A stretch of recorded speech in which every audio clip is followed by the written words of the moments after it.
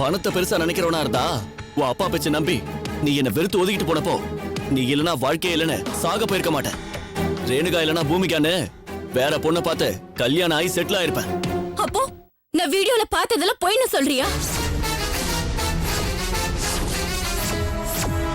நீ வீடியோவை பார்த்தது மட்டும் உண்மை இல்லைன்னு சொல்லல, அதுல சில உண்மைகளும் அடங்கி இருக்கு.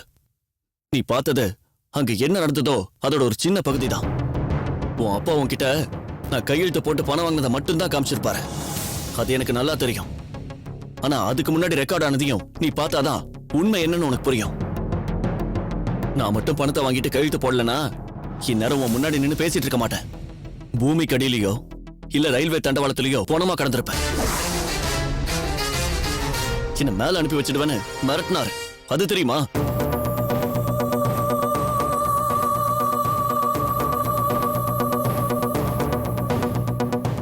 இது எனக்கு ஒண்ணும் புதுசு இல்ல ரேணுகா. ஏற்கனவே ஒரு தடவை உன் அப்பாவோட பிஏ என்ன கடத்திட்டு போய் ஆளுங்களை வச்சு அடிச்சாரு. அதுக்கப்புறம் உன்னை டெல்லிக்கு வந்து பார்த்தான்ல, கொன்னுடுவேன்னு மிரட்டினாரு. என் வீட்டுக்கு ஏன் முன்னாடியே போன் பண்ணி உங்க பையன் ட்ரெயின்ல அடிபட்டு செத்துட்டான்னு சொன்னாரு. அதெல்லாம் பார்த்தாதுன்னு என்ன போலீஸ்ல புடிச்சு கொடுத்து பொய் கேஸ் போட வச்சாரு. அன்னைக்கு கூட நீ வந்து என்ன ஸ்டேஷன்ல இருந்து கூட்டிட்டு வந்த ஞாபகம் இருக்கா?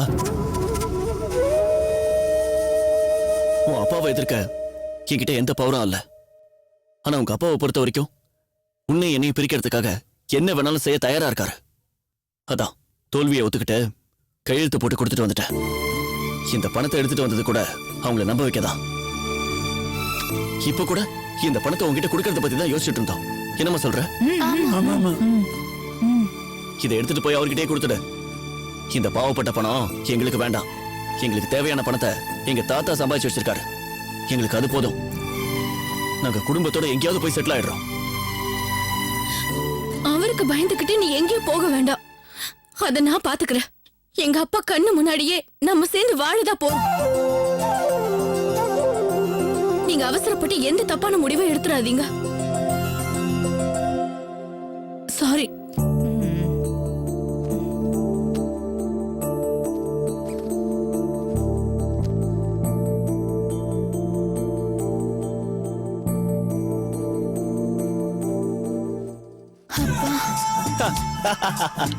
எப்படி என் நடிப்பு?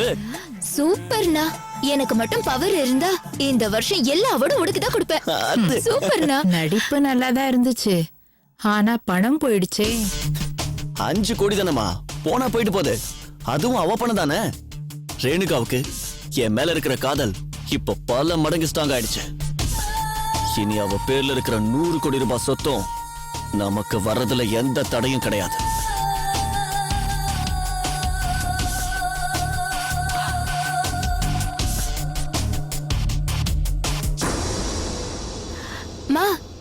ஏமா ஒரு மாதிரியா இருக்க?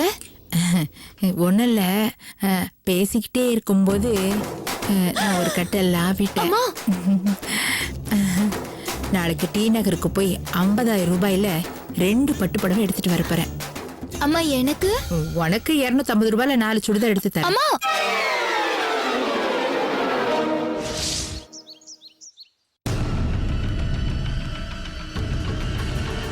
அப்பா எங்க இருக்காரு? உள்ளதா இருக்காரு மேடம்.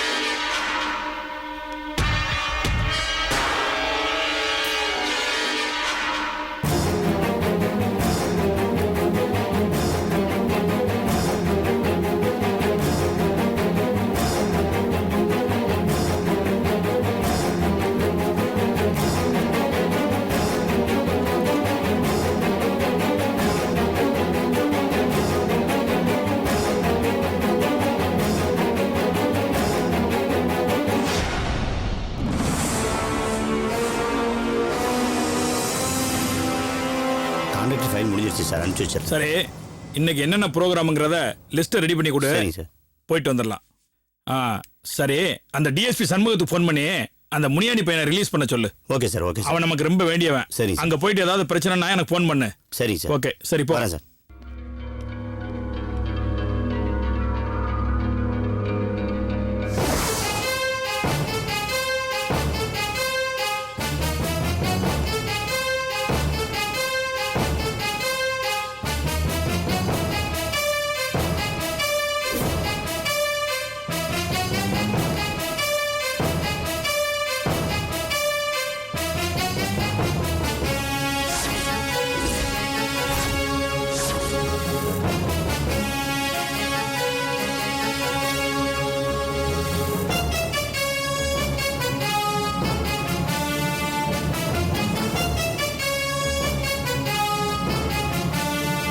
இங்க என்னம்மா பண்ற? பணத்தையும் பவரையும் நீங்க வச்சுக்கிட்டு எவ்வளவு தூரம் மத்தவங்க வாழ்க்கையில விளையாடுறீங்கன்னு பாத்துட்டு இருக்கேன். நீ என்ன தப்பா புரிஞ்சிட்டு இருக்கிற ரேணுகா. என் பதவியும் பணத்தையும் வச்சுக்கிட்டு இது வரைக்கும் மத்தவங்களுக்கு உதவி செஞ்சிருக்கானே தவிர நீ சொல்ற மாதிரி யாரோட வாழ்க்கையில நான் விளையாண்டது கிடையாது.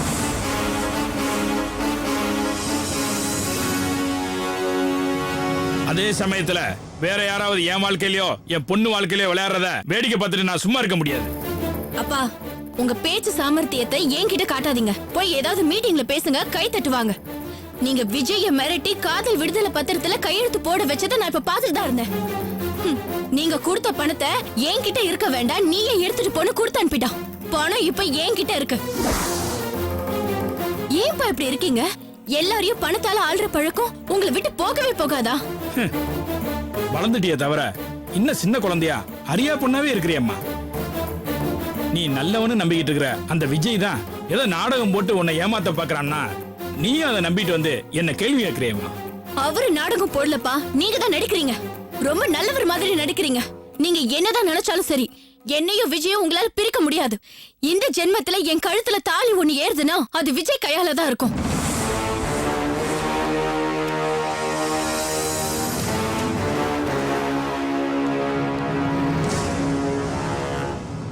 இந்தாங்க, உங்க பாவ முட்டியை நீங்களே வச்சுக்கோங்க.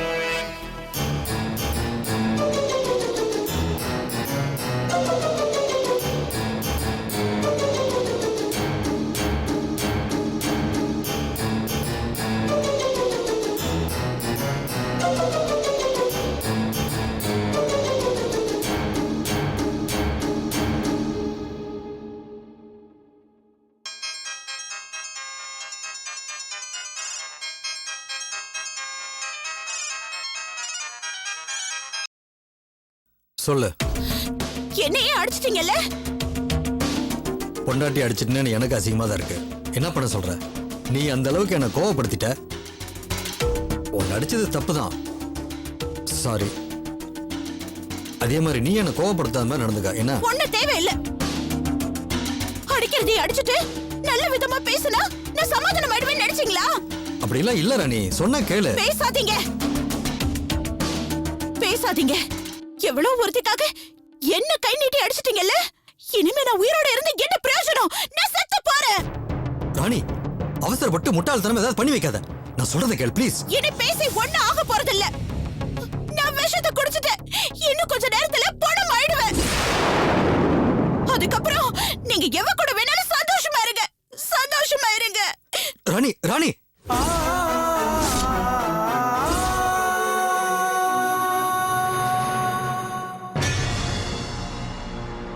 This number is currently switched off.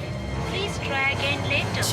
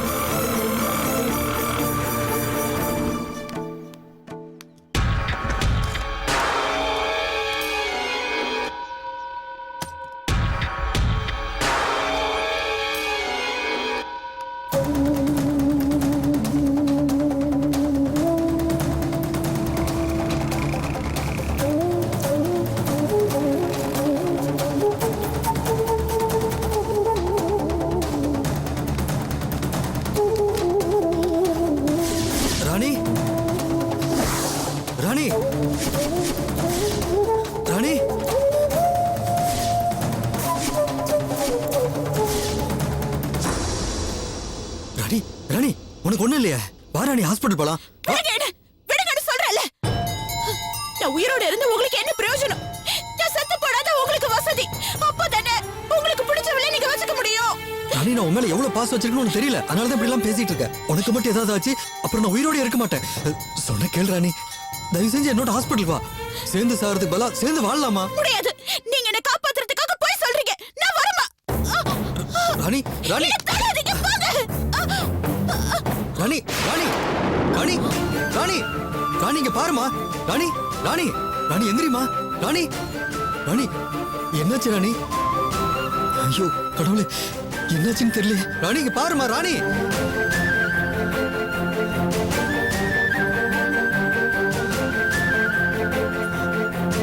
ச்சே.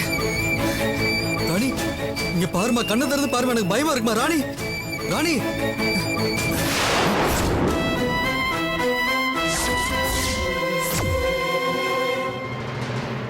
எங்க போறீங்க? சிக்னல் கிடைக்குமா? ஆம்புலன்ஸ் ஃபோன் பண்ண.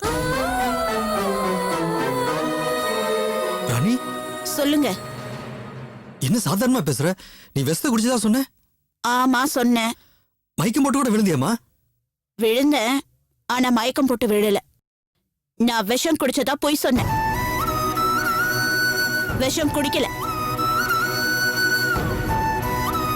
உங்களுக்கு நிஜமாவே என் மேல பாசம் இருக்கா இல்லையான்னு தெரிஞ்சுக்கதான் நாடகம் ஆடினேன். நான் கண்டுபிடிச்சிட்டேன். என்ன கண்டுபிடிச்ச?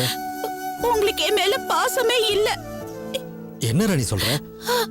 அதை விட என் மேல உயிரையே வச்சிருக்கீங்க.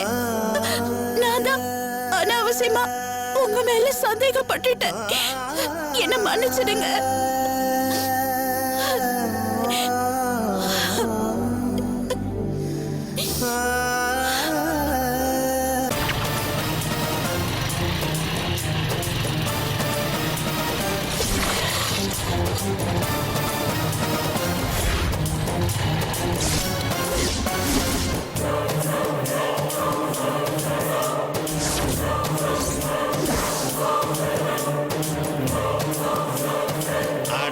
வாங்க தம்பி, நான் கைரேகை பார்த்து சொன்ன மாதிரி உங்க வருங்கால வாழ்க்கை துணையை பார்த்துட்டீங்களா?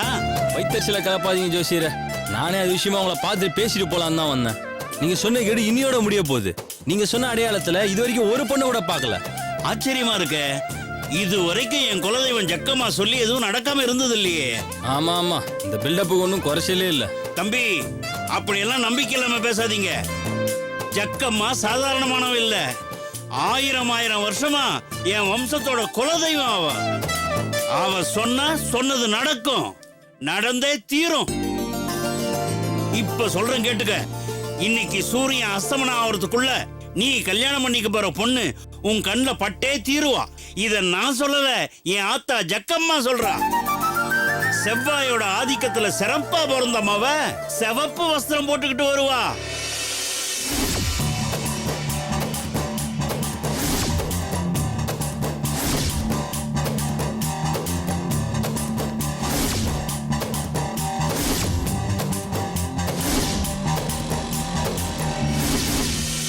மாலனின் மனைவி, செல்வத்தின் தலைவி, அவ பேர சூடி திகழ்வா. சிவப்பு வஸ்திரம்னா ரெட் கலர் ட்ரெஸ்னு புரியுது.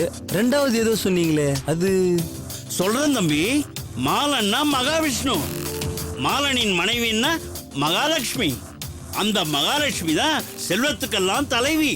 அந்த பேர் கொண்ட பொண்ணு தான் உனக்கு மனைவியா வருவன்னு ஜக்கம்மா சொல்றா.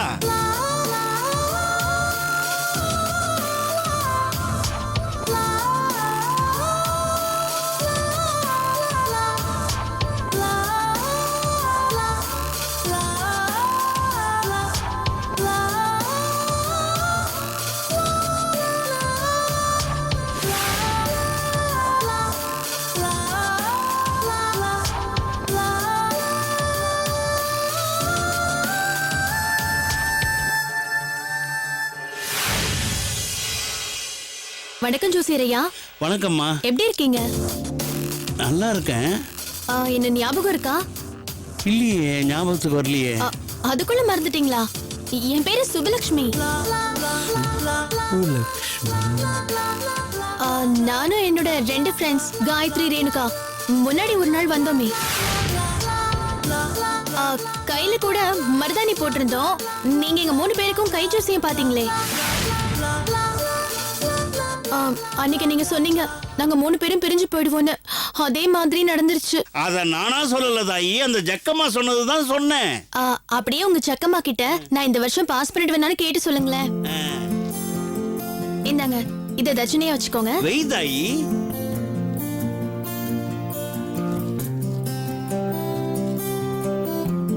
ஜெய் ஜக்கம்மா, நல்ல வாக்கு சொல்லுதாயி, நல்வாக்கு சொல்லுதாயி, சொல்லுதாயி.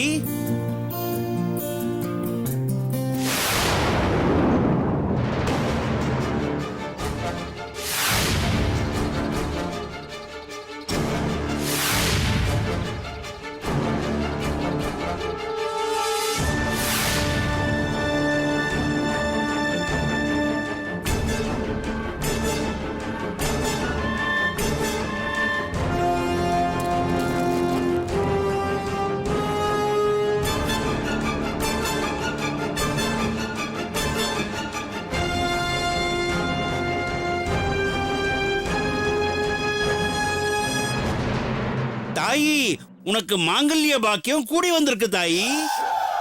சீக்கிரமாவே உனக்கு கல்யாணம் நடக்க போகுது. ஆனா அதுல ஒரு சிக்கல் இருக்கு தாயி. குடும்ப வாழ்க்கை அவ்வளவு சந்தோஷமா இருக்காது தாயி.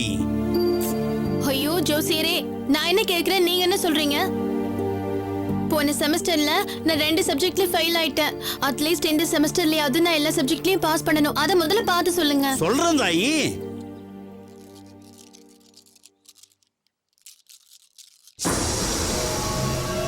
ஜெய் ஜக்கம்மா, இன்னொரு நல்ல வாக்கு சொல்லுதாயி, இன்னொரு நல்வாக்கு சொல்லுதாயி.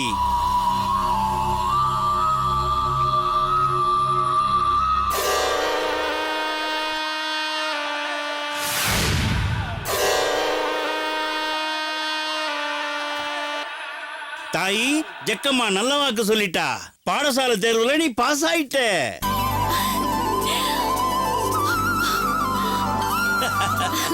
ஆனா ஐயோ வேண்டாம் வேண்டாம் வேண்டாம், இதுவே போதும். அபசகுணமா சொல்லிடாதீங்க. நான் எக்ஸாம்ஸ்ல பாஸ் பண்ணிடுவேன்னு சொன்னீங்கல்ல, அதுவே போதும். நான் வரேன்.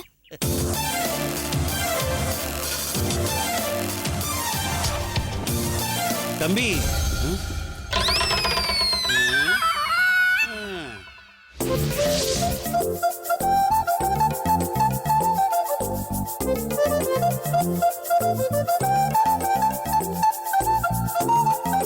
Hi Gayatri, good morning. வா சந்துரு, குட் மார்னிங். உட்காரு. பரவாயில்லையே, என் பேர்லாம் கூட தெரிஞ்சு வச்சிருக்கீங்க. ஒரே கிளாஸ், கூட படிக்கிறவங்க பேர் கூட தெரியாதா என்ன? நான் உங்ககிட்ட முன்ன பின்ன பேசுனது இல்ல, அதனால நீங்க என்கிட்ட பேசுவீங்களோ இல்லையோன்னு ஒரு சின்ன தயக்கம் இருந்தது காயத்ரி. உன் கூட பேசுறதுல எனக்கு என்ன தயக்கம் சொல்லு? நீ என்னோட கிளாஸ்மேட். சொல்லு, என்ன விஷயம்? எனக்கு அக்கவுண்ட்ஸ்ல கொஞ்சம் டவுட் இருக்கு, சொல்லி தருவீங்களா காயத்ரி? கிளாஸ்ல எல்லாருக்கும் முன்னாடியும் லெக்சர்கிட்ட கேட்கறதுக்கு ரொம்ப வெக்கமா இருக்கு. கண்டிப்பா சொல்லி தரேன். சொல்லு, என்ன சந்தேகம்? காமிக்கிறேன். இதான். நான் சொல்லித்தரேன். ஆனா பாடத்தை பத்தி லெக்சரர் கிட்ட கேக்குறதுல எந்த வெக்கமும் வேணாம். புரிஞ்சுதா? சரிங்க.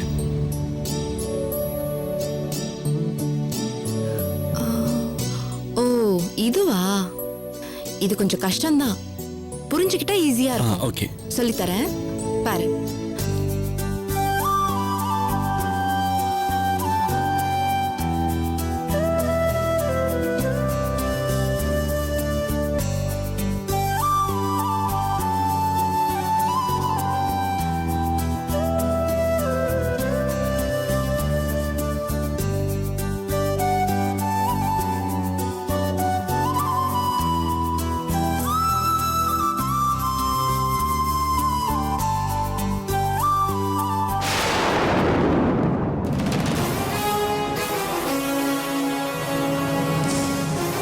என்னடா மச்சான் இப்படி சந்திர கேண்டீன்ல உட்காந்து படிச்சிட்டு இருக்கா? தேறிடுவான் போல இருக்கு. சீக்கிரமாவே தேறிடுவான் மச்சான். சொல்லி கொடுக்கிற டீச்சரு மூக்கு மூலியமா இருக்கால, எங்க உட்காந்து வேணாலும் பாடம் படிக்கலாம். என்னடா சொல்ற? ஆமாடா மச்சான், சந்துரு பாடம் கத்துக்க போல காயத்ரியை கரெக்ட் பண்ண போயிருக்கான். Okay okay.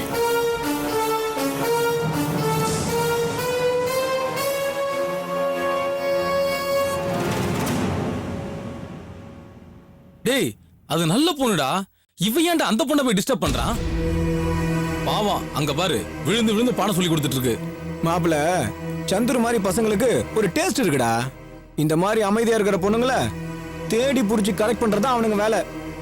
பாவம் காயத்ரி, அவ விதி அவளுக்கே தெரியல. ஓகே புரிஞ்சுது. புரிஞ்சுதா? ரொம்ப தேங்க்ஸ் காயத்ரி, ஈஸியா தான் இருக்கு.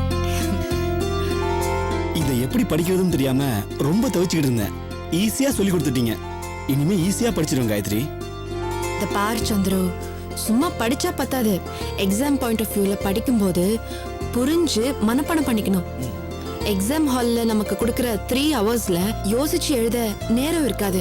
அதனால நல்ல மெமரி பண்ணிடு. அப்பதான் மார்க் ஸ்கோர் பண்ண முடியும். புரிஞ்சுதா? ஓகே காயத்ரி, ரொம்ப தேங்க்ஸ். நான் வரட்டுமா? பாய். பாய்.